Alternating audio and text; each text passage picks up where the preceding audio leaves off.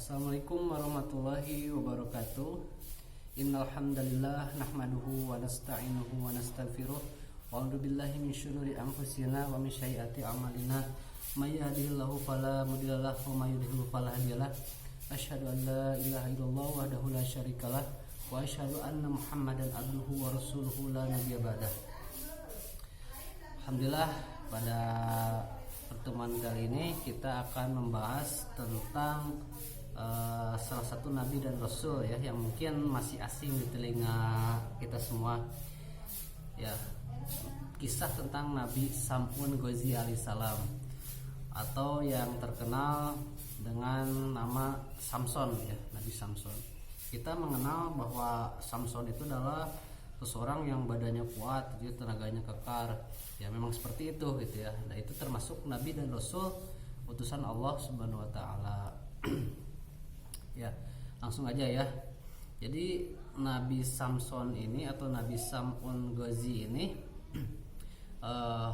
beliau satu-satunya nabi yang tidak punya followers. Nah, dikisahkan di dalam kitab Musyafatul Qulub, Nabi Muhammad SAW ketika berdiam kemudian tersenyum sendiri gitu ya. Kemudian para sahabat bertanya, "Ya Rasulullah, kenapa engkau tersenyum sendiri?" Kemudian Rasulullah menjawab, "Diceritakan kepadaku bahwa di hari akhir nanti," katanya gitu ya, "di padang mahsyar dikumpulkan para nabi dengan para pengikutnya. Mereka menuju surga gitu ya. Tapi hanya satu gitu ya, yang nabi yang tidak ada pengikutnya memasuki surga, yaitu Nabi Sam'un Ghazi alaihissalam atau Nabi Samson gitu ya." Nah, Nabi Samson ini hidup pada zaman Israel ya, jauh sebelum Nabi Muhammad SAW lahir. Nah, dikisahkan bahwa Nabi Sam'un Ghazi ini adalah seseorang yang kekar, kuat gitu ya, dan salah satu mukjizatnya adalah bisa melunakkan besi dan bisa menghancurkan istana. Nah, waktu itu kekuatan tenaganya digunakan fisabilillah ya, di jalan Allah untuk melawan kekufuran gitu ya.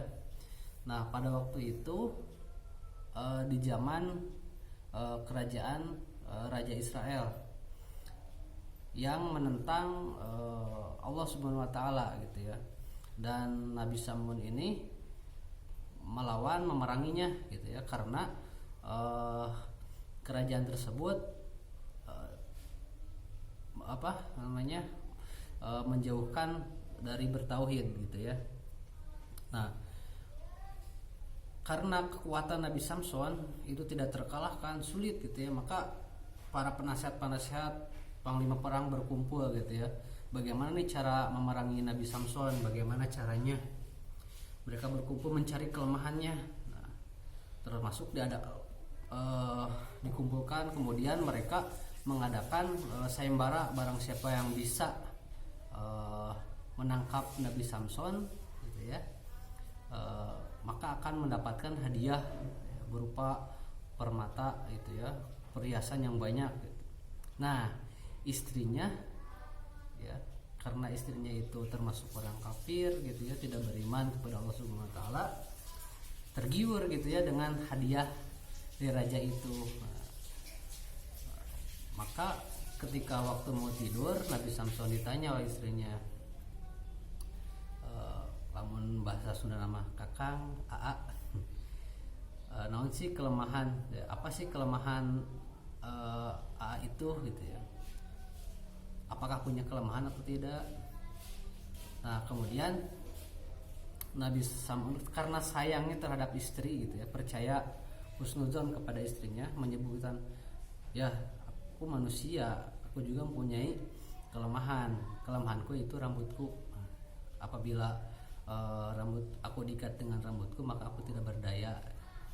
Nah, itu dijadikan kesempatan gitu ya oleh istrinya. Wah, kesempatan nih. Ketika Nabi Sam'un tidur gitu ya, Nabi Samson tidur, maka diikat ya, digunting dulu rambutnya gitu ya, kemudian diikat tubuhnya gitu, sehingga pas bangun lemas gitu ya, Nabi Samson tidak berdaya, dan kemudian dibawa kepada raja di Arak gitu ya. Nah, saking senangnya itu ya Raja Israel di Arak gitu ya, dipertontonkan bahwa Nabi Samson sudah bisa dikalahkan gitu ya.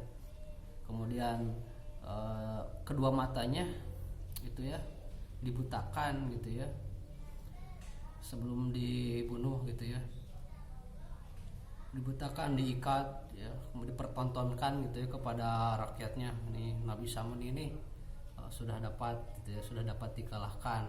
Orang yang badannya kekar kuat ternyata bisa dikalahkan.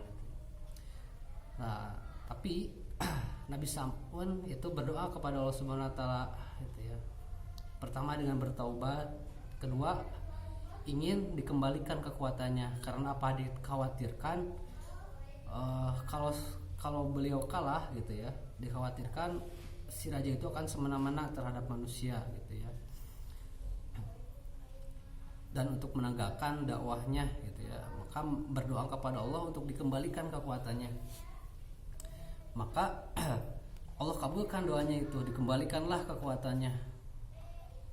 Setelah dikembalikan kekuatannya, lalu si istana itu dihancurkan sehingga Raja Israel, istrinya termasuk keluarga yang berkhianat, semuanya mati gitu ya. Semuanya mati ya, tertimpa runtuhan istana tersebut.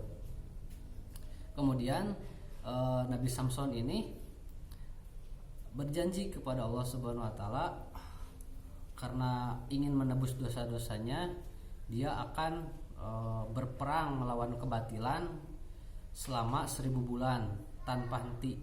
Nah, setiap hari selama 1000 bulan tanpa henti melawan kekufuran, kebatilan gitu ya.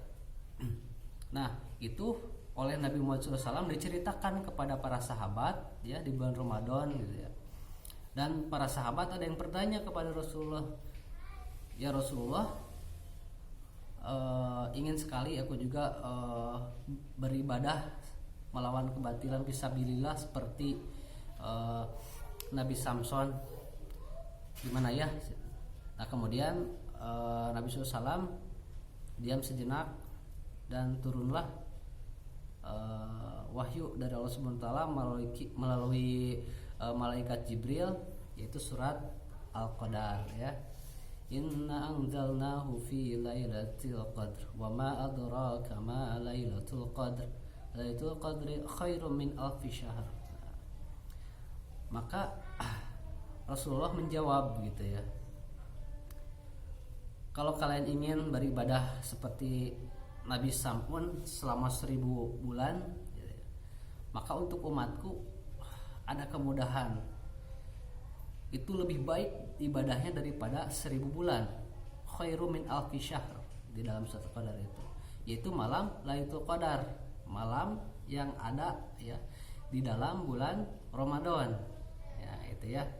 Jadi malam Lailatul Qadar itu ketika kita ibadah, kita melakukan fisabilillah di dalam di malam Lailatul Qadar, itu lebih baik pahalanya gitu ya daripada 1000 bulan gitu, daripada ibadah 1000 bulan. Nah, itu ya. Alhamdulillah luar biasa. Nah, begitu cerita tentang atau kisah tentang Nabi Samson ya, atau Nabi Samson Ghazi alaihissalam. Ya, untuk selanjutnya mengenai malam Lailatul Qadar ya, malam yang sangat mulia, kita akan bahas di pertemuan selanjutnya ya. Untuk kapan nih malam Lailatul Qadar ini kita ingin ya, kita juga mendapatkan pahala selama 1000 bulan atau sekitar 83 tahun ya. Demikian, mudah-mudahan ada manfaatnya ya tentang kisah ini ya, kisah Nabi Samson Ghazi alaihissalam atau terkenal dengan Nabi Samson.